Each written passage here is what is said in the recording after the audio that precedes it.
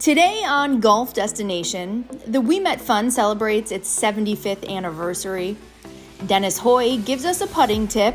We recap the Northeast Amateur. We take a look at some great par threes, and we learn what to do when your ball enters a penalty area. All of that and more next.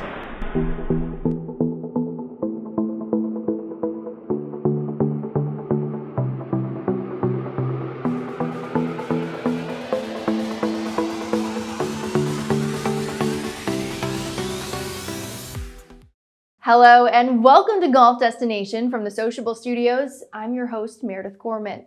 Today, we wanted to share some memorable par threes that we featured on the show. And you can see how many of them that you've played. The Hammock Beach Resort in Palm Coast, Florida has two great par threes on their Nicklaus-designed ocean course. The 8th hole plays out towards the Atlantic Ocean, which reveals itself when you are on the green. This uphill hole has bunkers protecting the windswept green.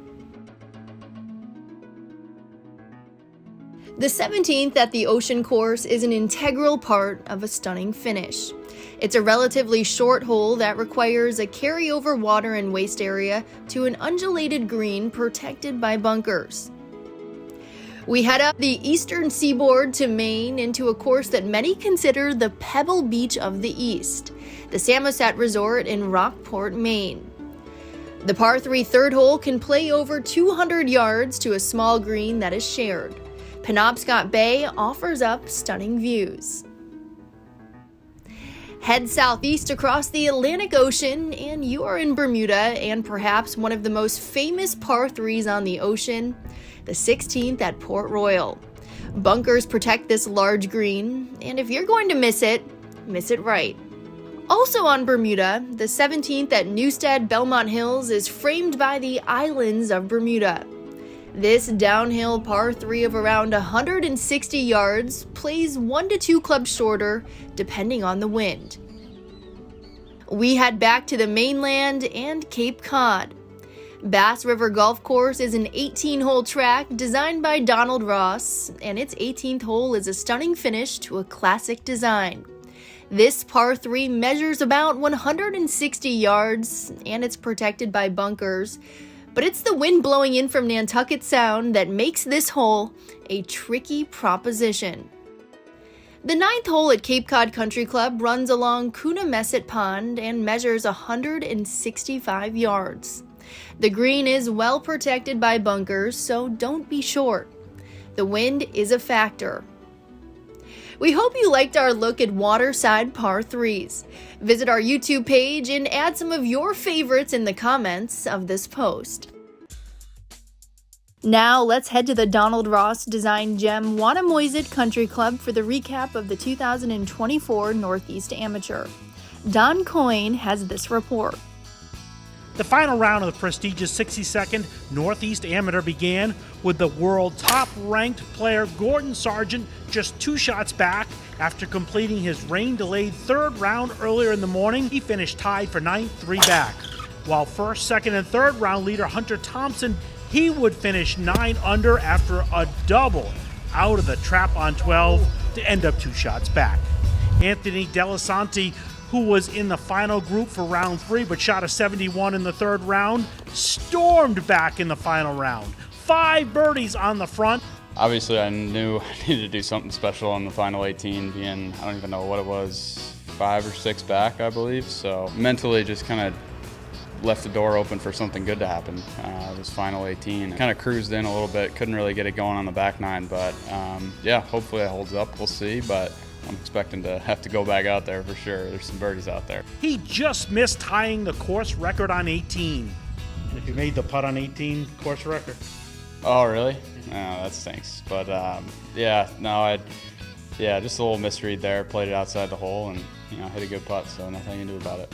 Brian Lee, who started the final round 1 shot back, got to 11 under and just missed birdies on 17 and then another on 18. So it was tied heading to a playoff. And I actually didn't know where I was standing.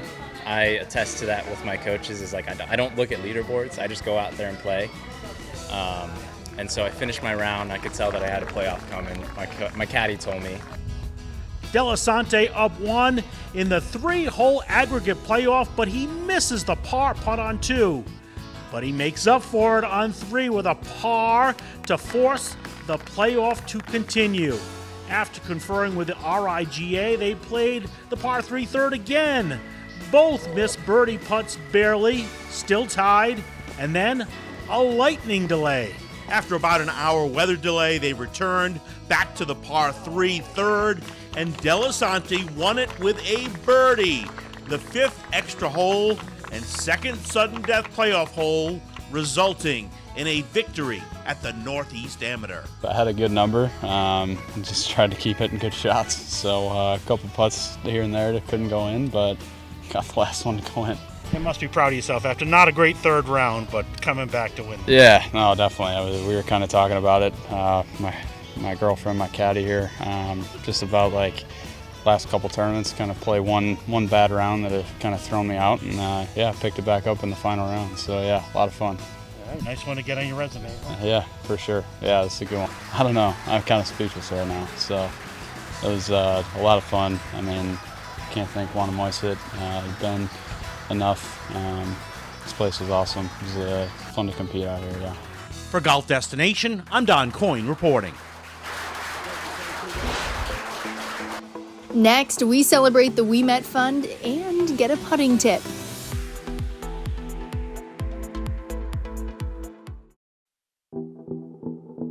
Golf Destination is brought to you by Goslings of Bermuda. Dare to be happy. Duca del Cosma, Italian Golf Evolution. Puka, the original. Club Benchmarking, your partner on the path to data-driven leadership.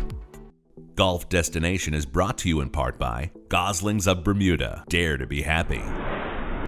Welcome back to Golf Destination. I'm your host, Meredith Gorman from the Sociable Studios. The Ouimet Scholarship Fund has been helping make college become a reality for thousands of kids working in the golf business. Here's their video celebrating their 75th year.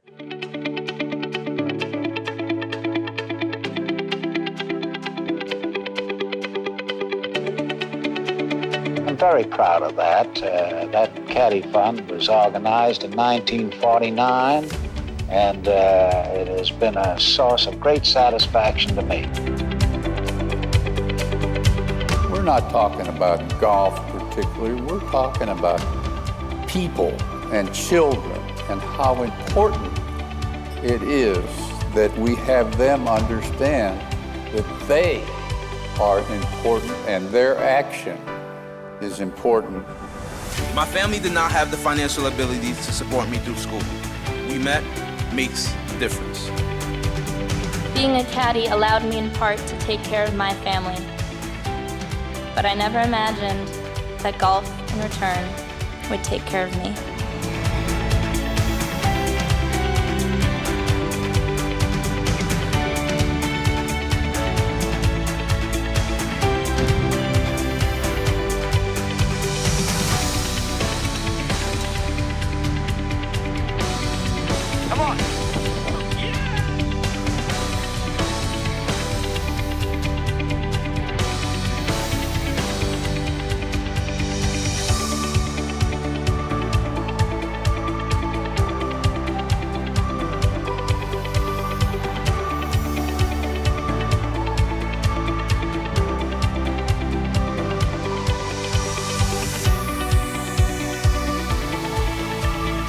I learned so much from caddying about discipline, about pride, about being honest.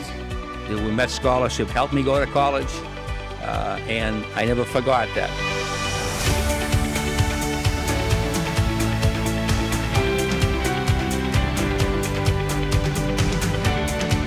Thanks to all of you who showed your incredible support and helps us all who love this great game to enhance its future. It's about giving back and remembering those that gave them a chance, gave them a Ouimet Scholarship, and look at the lives they've had. Look at them giving back. Give them the opportunity to succeed is what we're here for. Francis Ouimet would be proud of all of us tonight. Thank you so much for allowing me to be a part of this. may your lives be full of birdies and eagles.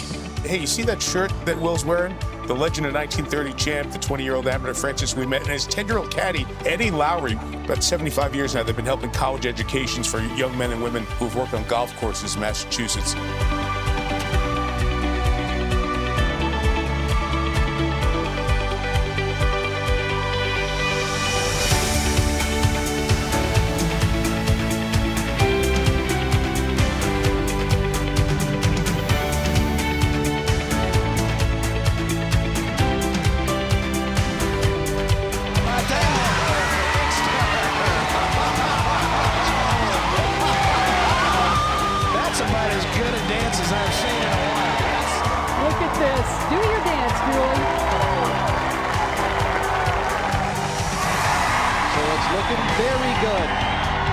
There's no story that could ever be told that is richer or sweeter than the story of Francis and Eddie.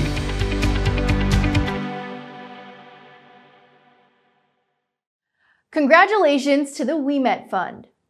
Judging how to read a putt can be a very difficult thing. Dennis Hoy of Yarmouth Golf hopes to unveil the mystery while getting his putt closer than his assistant. Hi, I'm Dennis Hoy, head golf professional at Yarmouth Golf, here with my assistant Ian DeArmond. We're here today to talk about what happens when you're putting on a windy day.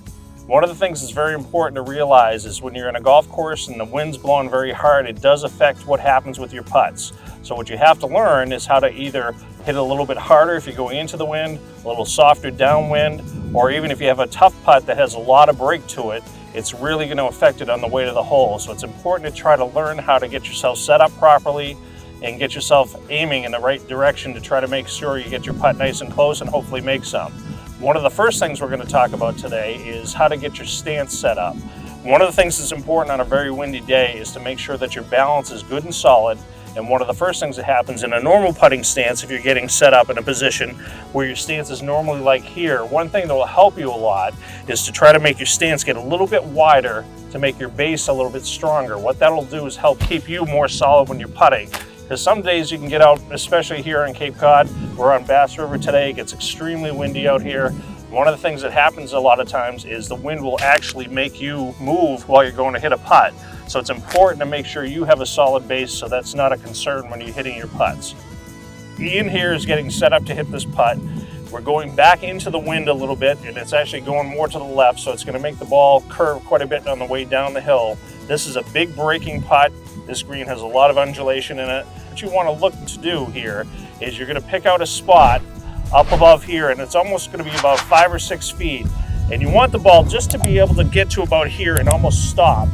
Then the hill will take it right down to the hole to finish, and that's going to be your best chance to get the ball close. So one of the things that happens a lot of times with these big breaking putts is actually better to play a little extra break, let the hill take it down, because if you take a lower line and miss, that ball is going to run away from you. You're going to have a very difficult next putt. So it's good to pick the spot, get it to there, let it die down to the hole, and then you're going to have a good chance at making it.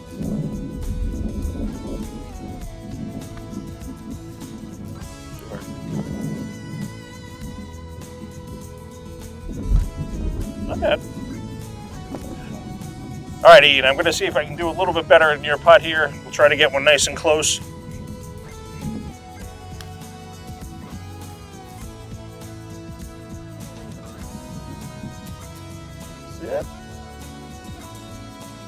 When you're putting on a windy day, try to remember the things that we were talking about earlier.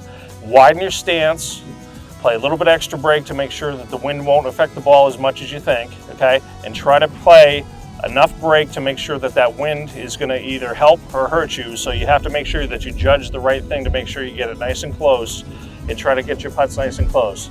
Now, after we both hit this putt today, I got a little bit closer, so you owe me a Diet Pepsi when we finish up today at least, right? I think so. Okay. Coming up, Marcela Smith helped us with a ruling when Golf Destination, presented by Goslings of Bermuda, continues.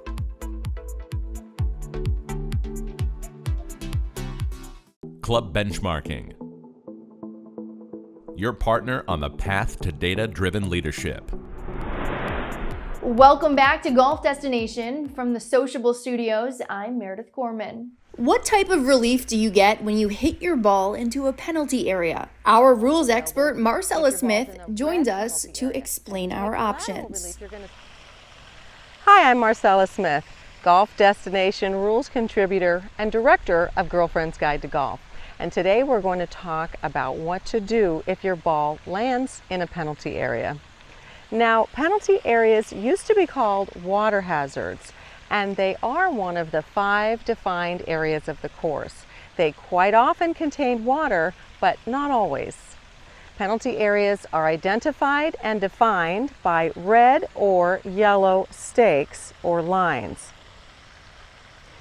If your ball lands in the penalty area, you have the option to play the ball as it lies, and you are permitted to ground your club and take a practice swing that brushes the ground.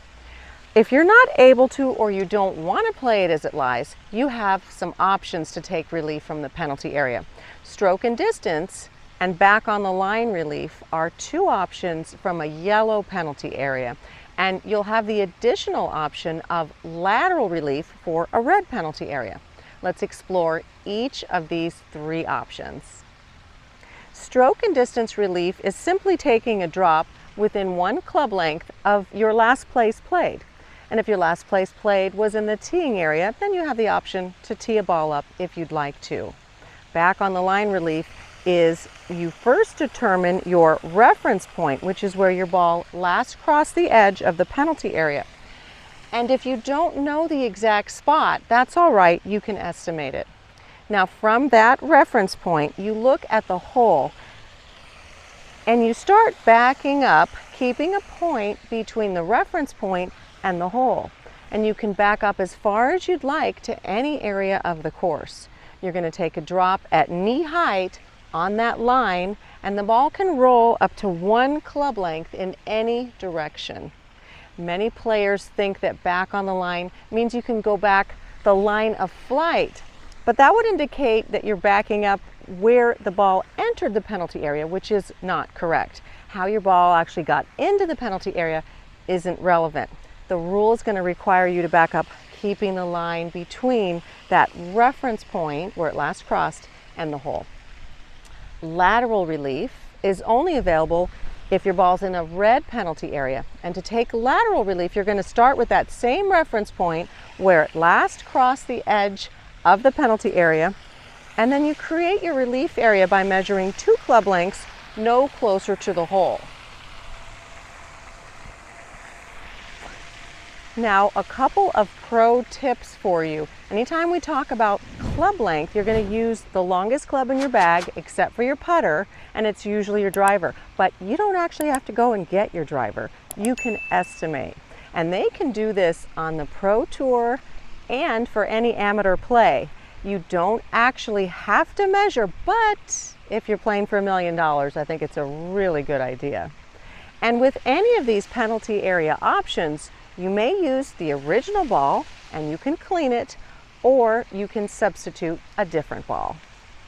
Penalty area relief is something that's quite common, and the more you understand the principles that we talked about today, and those simple relief options are going to help you enjoy your game more and probably shave some strokes. Next, our golf travel expert Dove Jones offers some great tips when Golf Destination, presented by Goslings of Bermuda, continues. Golf Destination is brought to you in part by Goslings of Bermuda. Dare to be happy. Welcome back to Golf Destination from the Sociable Studios. I'm Meredith Gorman.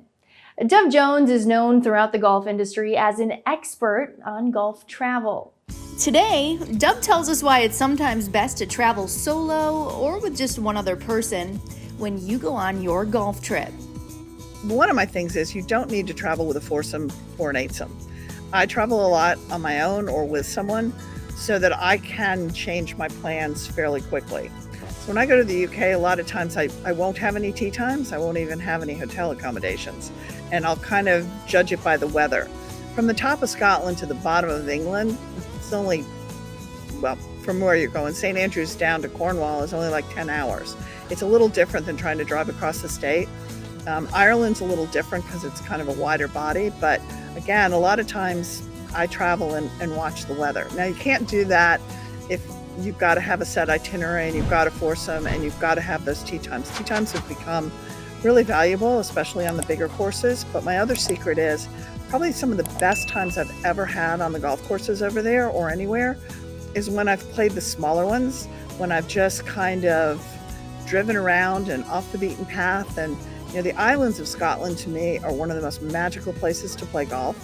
They're little, they have honor boxes where you just put your green fee in. They're not the most manicured, they're not on anyone's top 100, and they're magical. The views, the people, and playing with members, to me, especially in small local places, is truly discovering the essence of Ireland or Scotland or South Africa or wherever you may be. It's just one of those things that I think really adds to your trip.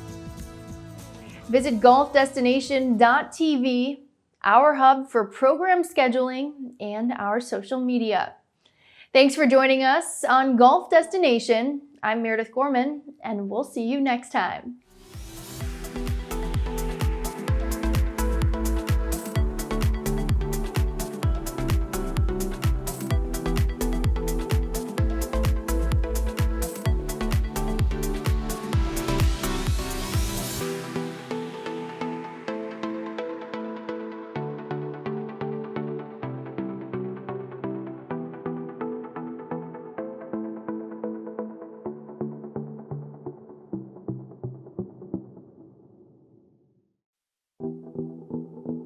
Golf Destination is brought to you by Goslings of Bermuda.